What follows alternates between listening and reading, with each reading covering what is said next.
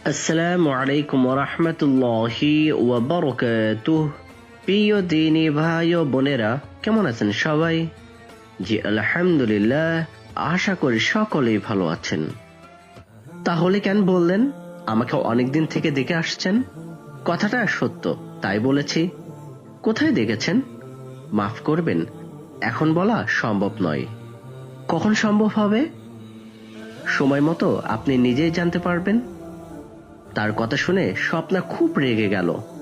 রাগ সামলাবার জন্য কিছুক্ষণ চুপ করে রইল, তারপর বলল, আমাকে যদি অনেকদিন থেকে দেখে থাকেন তাহলে সেদিন রাস্তায় অভদ্রের মতো আমার মুখের দিকে তাকিয়েছিলেন কেন? মাফ করবেন, সে কথাও বলা এখন সম্ভব নয়। এবার আর স্বপ্না রাগ সামলাতে পারল না। কর্কশ কণ্ঠে জিজ্ঞেস করল, আমাকে চেনেন? ফয়সাল মৃদু হেসে বলল, 7 খণ্ড রামায়ণ পড়ে সীতা রামের মাসি। আপনার প্রশ্নটা সেরকম হয়ে গেল না? শাট আপ, যা জিজ্ঞেস করেছি উত্তর দিন। চিনব না কেন? আপনি মরহুম ইনসান চৌধুরীর নাতনি জেবুন্নেসা ওরফে স্বপ্না, যিনি চৌধুরী বংশের একমাত্র প্রদীপ ও চৌধুরী স্টেটের একমাত্র উত্তরাধিকারী। তাই যদি জানেন তাহলে তার সঙ্গে কিরকম ব্যবহার করা উচিত নিশ্চয় জানেন। জি জানি। তাহলে আমার সঙ্গে হেয়ালি করছেন কেন? আমার প্রশ্নের উত্তরও দিচ্ছেন না কেন? আমি হেয়ালি করিনি, তবে যেসব প্রশ্নের উত্তর দেইনি সেগুলো আমার ব্যক্তিগত ব্যাপার, আর ব্যক্তিগত ব্যাপারে হস্তক্ষেপ করা কারো উচিত নয়। ব্যক্তিগত ব্যাপার যদি মালিকের সঙ্গে সম্পর্কিত হয় তখন মালিকের জানার অধিকার নিশ্চয় আছে। তা আছে, তবে কেউ অপারগ হলে মালিকের জোর খাটিয়ে জানা ঠিক নয়। স্বপ্না গর্জে উঠল, একজন কর্মচারী হয়ে মালিককে জ্ঞান দান করেছেন? আপনি ক্রমশ রেগে উঠছেন। রাগ খুব খারাপ জিনিস। রাগের বশে মানুষ এমন কাজ করে ফেলে সারা জীবনেও যার ক্ষতি পূরণ করা যায় না। তাই রাগকে আল্লাহ হজম করতে বলেছেন। শুনুন, আপনাকে জ্ঞান দেওয়ার জন্য কিছু বলিনি, যা সত্য তাই বলেছি। স্বপ্না আর ধৈর্য ধরতে পারল না, উঁচু গলায় বলল, এক্ষুনি আপনাকে বিদায় করে দিতে পারি, জানেন? জি জানি, আরো জানি আপনি তা করতে পারবেন না। পারি কিনা দেখবেন।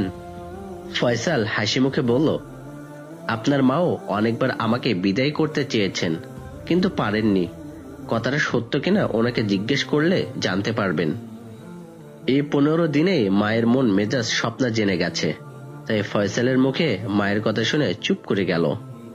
ফয়সাল তা বুঝতে পেয়ে অল্পক্ষণ অপেক্ষা করে বলল, আপনি কি ভাবছেন জানি না, এত কিছুর পরও আপনার প্রতি আমার শ্রদ্ধা এতটুকু কমেনি। একটা কথা বলছি, রাগ করবেন না। জ্ঞানীরা বলেছেন, ভাবিয়া করিও কাজ, করিয়া ভাবিও না। স্বপ্নাকে তার দিকে অগ্নি দৃষ্টিতে তাকাতে দেখেও আবার বলল, এবার আপনি আসুন। 15 দিন ছিলাম না, অনেক কাজ জমা হয়ে আছে। প্রয়োজনে অন্য সময় বা অন্য দিন আলাপ করবেন। স্বপ্না রাগের সঙ্গে বলল, আপনি ভীষণ চালাক ও পাকা অভিনেতা। শুনে রাখুন, আপনি যা কিছু হন না কেন আমাকে ফাঁকি দিতে পারবেন না। কিছুদিনের মধ্যে আপনার মুখোশ সবার কাছে খুলে দেব। ফয়সাল হেসে উঠে বলল, তা যদি পারেন তাহলে আমার জীবন ধন্য হয়ে যাবে। জেলের ঘানি টেনে যদি ধন্য হতে চান তবে সেই ব্যবস্থাই করব বলে স্বপ্না সেখান থেকে গটগট করে চলে গেল। ফয়সাল মৃদু মৃদু হাসতে হাসতে তার চলে যাওয়া দেখল, তারপর কাজে মন দিল। ফাইজুন্নেসা মেয়েকে ঘণ্টাখানেক আগে অফিস রুমের দিকে যেতে দেখে ভেবেছিলেন ম্যানেজারের সঙ্গে আলাপ করতে যাচ্ছে। এখন তাকে রাগান্বিত মুখে ফিরতে দেখে চিন্তা করলেন, নিশ্চয় ম্যানেজারের সঙ্গে কিছু একটা হয়েছে। কাছে এলে জিজ্ঞেস করলেন, ম্যানেজারের সঙ্গে আলাপ করতে গিয়েছিলি বুঝি? স্বপ্না বলল, হ্যাঁ গিয়েছিলাম। কিরকম বুঝলি? আমারটা পরে বলছি, আগে তুমি ওনার সম্পর্কে কমেন্ট করো। ওনার মতো ভালো ছেলে দ্বিতীয় আছে কিনা জানি না, এবার তোরটা বল। আমারটা ঠিক বিপরীত। ওনার মতো হীন চরিত্রের ছেলে আমিও দ্বিতীয়টি দেখিনি। ভালোর মুখোশ পরে তোমাদের সবাইয়ের মন জয় করেছে। আমি ওনার মুখোশ খুলে দিয়ে জেলের ঘানি টানাবো। ফায়জুন্নেসা মেয়ের কথা শুনে খুব অবাক হয়ে বললেন, কি বলছিস তুই? হ্যাঁ মা, যা সত্য তাই বলছি। উনি খুব দ্রুত ও সৎ। ধর্মের মুখোশ পরে ধার্মিক সেজে আমাদের সবকিছুর মালিক হতে চান।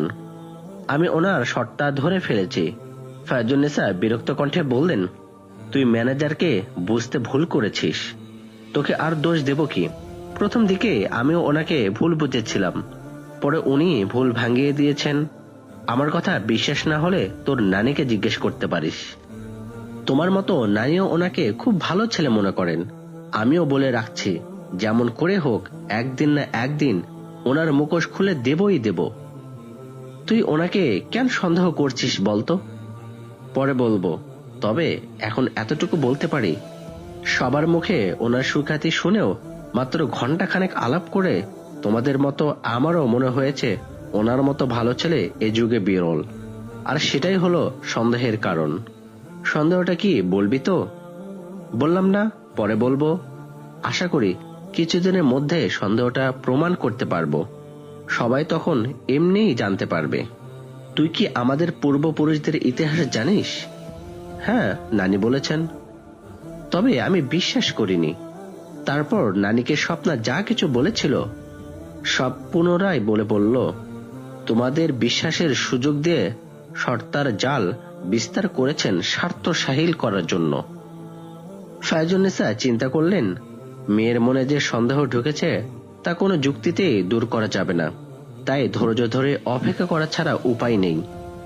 অল্পক্ষণ চুপ করে থেকে বললেন, মা হয়ে একটা কথা বলবো, রাখবি? বলো। রাখার মতো হলে নিশ্চয় রাখবো। ম্যানেজারের সত্তা প্রমাণ করার জন্য এমন কোনো দুর্ব্যবহার ওনার সঙ্গে করবি না, যার ফলে চলে না যান। চলে যাবেন কি করে? তোমাদের গুন্ডা বাহিনী রয়েছে না? তুমি তো একদিন বললে বাইরের কেউ চৌধুরী স্টেটে চাকরি করতে এসে স্ব ইচ্ছায় কখনো ফিরে যেতে পারে না।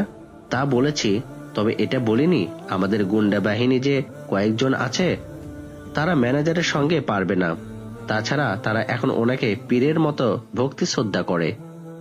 পীরের মতো ভক্তি শ্রদ্ধা করে আমি বুঝতে পেরেছি, কিন্তু 8-10 জন গুন্ডা ওনাকে আটকাতে পারবে না বুঝতে পারছি না।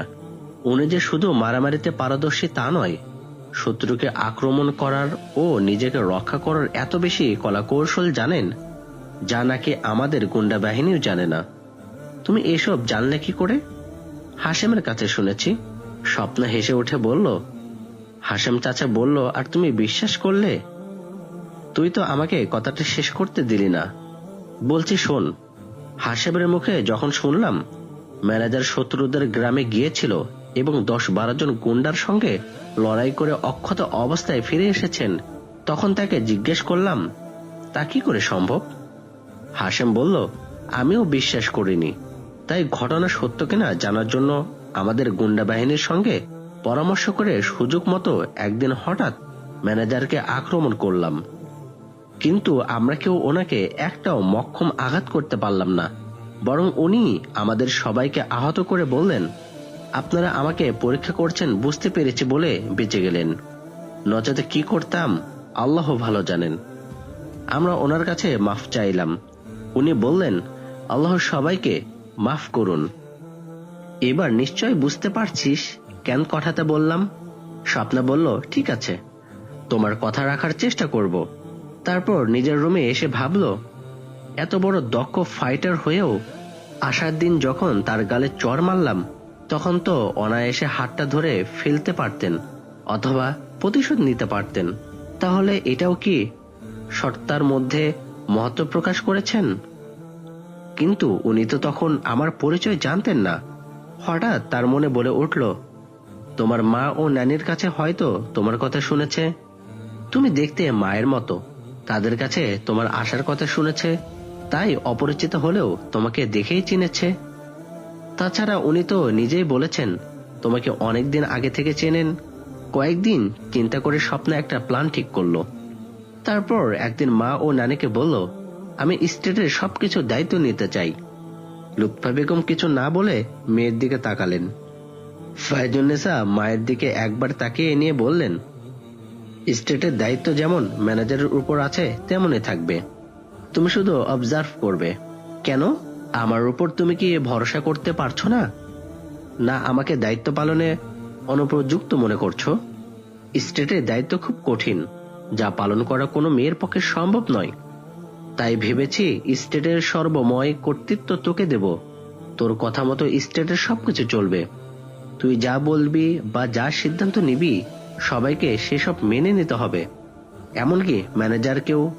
অবশ্য স্টেটের ভালো মন্দের ব্যাপারে তোর সঙ্গে আলাপ আলোচনা করার অধিকার ম্যানেজারের থাকবে। স্বপ্না নানিকে উদ্দেশ্য করে বলল, আপনি কিছু বলবেন না? লুৎফা বেগম বললেন, আমি তোর মায়ের সঙ্গে একমত।